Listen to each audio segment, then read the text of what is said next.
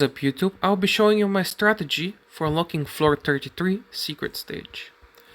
Like, the requirement is to have the blue Megumi and have him ult, and I'm not 100% sure, but I think you also need to use your skill 1 or skill 2 to finish off the boss.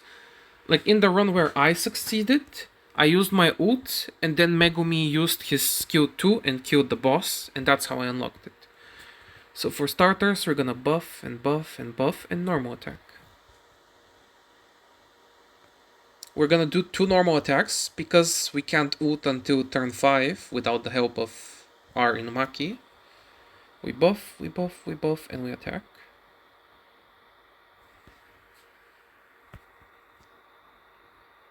Now we're hoping, yes, okay, that's a good hit. We buff, we buff. We self-buff, we are starting to prepare for Gojo Ultimate.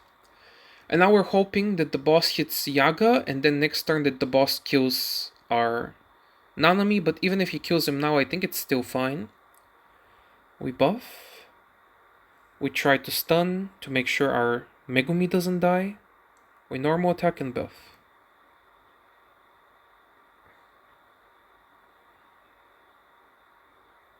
Okay, hopefully now nobody dies. That's not ideal, but oh well. We buff, we try to stun, we buff, and we ultimate. And this should break the boss.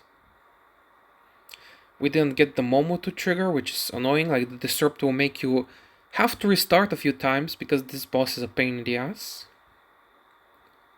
As you see, we broke it. But you also might need to do a critical hit because I believe this is definitely not enough damage. We see the normal attack. Now we pull out the dogs. We buff and we normal attack. And if you don't get the bad RNG which I got in this run, like you don't get the disrupt, you have the dying in good timings, and you do the crit damage, you will manage to beat this floor.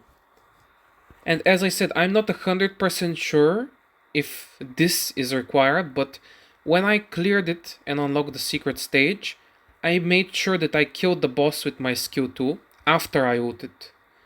If you beat the boss without Megumi ult, you don't get the hidden floor. Like, the first time I thought that I just need to have him on my team, but it didn't work. And the next time I used my ult and then my skill 2, which was buffed with the dogs, and I killed the boss.